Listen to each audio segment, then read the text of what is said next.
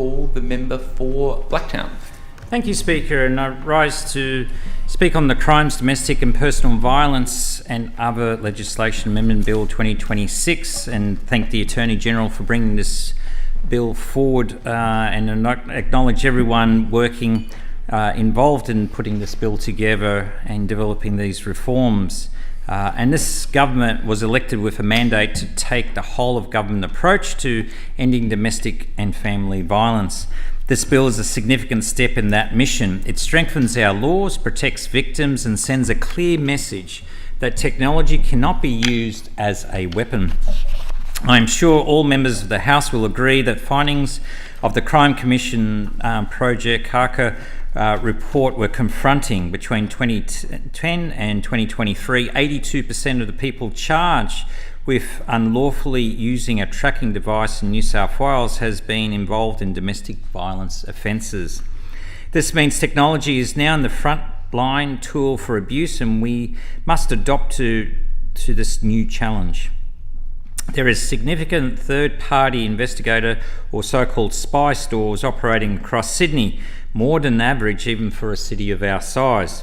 The evidence from Harker Project tells us clearly that we are right as a government to bring in the tough laws and in our scrutiny of these establishments to ensure that these devices are not being promoted for unlawful surveillance.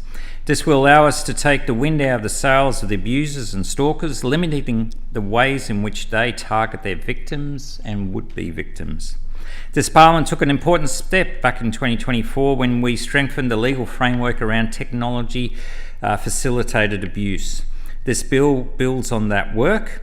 It expands the definition of stalking and creates new offence of covert stalking and makes it an offence to promote the unlawful use of surveillance devices.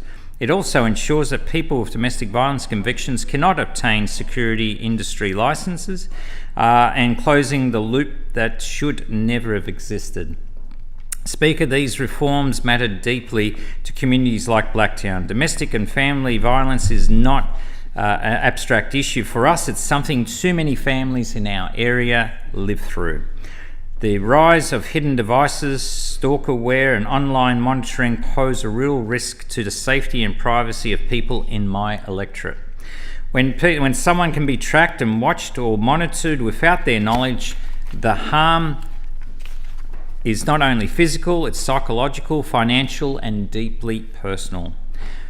Shameli Makhuri is the CEO of LEAD, a non-government organisation, my consistency that helps family and community sector organisations with capacity building, had this to say. The creation of a covert stalking offence is especially important. Too often victims only become aware of stalking when the situation is escalated to the point of real danger. This bill benefits the focus to early intervention.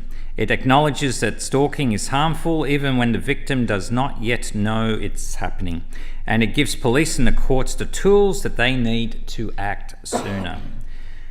And we are not alone in this work. Recently, United Kingdom, the Labor government expanded the circumstances under which stalking protection orders can be issued, allowing courts to impose them automatically at the end of criminal proceedings. This takes the burden of victims into navigating the justice system after a trial that has concluded, and means that a victim's safety and privacy is their right rather than a privilege.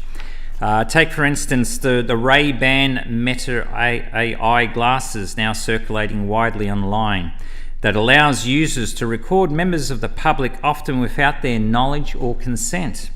While the manufacturer does not promote unlawful use, we know that copycat products or resold devices can easily enter the market without safeguards. By prohibiting the promotion of unlawful surveillance, this bill gets ahead of that risk. This government made a $126 million investment in New South Wales Crime Commission and Police Force real digital reporting tools for the public, strong intelligence and data analytics. This investment will give the police the tools to stop organised crime. The inclusion of third-party stalking in the definition of stalking means that where one person installs a surveillance device and another monitors it, and a third person usually uses the recording to intimidate, blackmail, or physically harm the victim. Technology has changed the way people live, but it has also changed the way people harm others. We cannot ignore this reality. This bill is ensuring our laws keep pace with that change. Speaker, whilst the bill can produce guidelines and the laws, but it's our many community organisations that provide the friendship, support, services that saves lives. I'd like to thank many of these organisations, and due to time constraints, I'll probably just mention these organisations. I was going to go into detail what each does, but LEAD, Blacktown Women's and Girls Health Centre, the Amnd Foundation, ADRA, Relationships Australia, Syd West Multicultural Services, all of them have, whether they have helplines, they have case management, food services, counselling, all there to break the cycle of violence and criminal behaviour, and some of them have men's behavioural workshops as well. Other organisations may be also that are unfunded but actually provide women's empowerment services include the Afghan Women on the Move, Stitches, and many other organisations that support women in our community to uplift them and give them hope in dealing with the challenges of day-to-day living. I'm proud to be part of a government that yesterday, the New South Wales government announced $184 million to fund a 50% increase in frontline services, domestic and family violence programs. I also like to thank an international student from England that's volunteering in my office, Kieran Green, who helped put this speech together. I commend this bill to the House.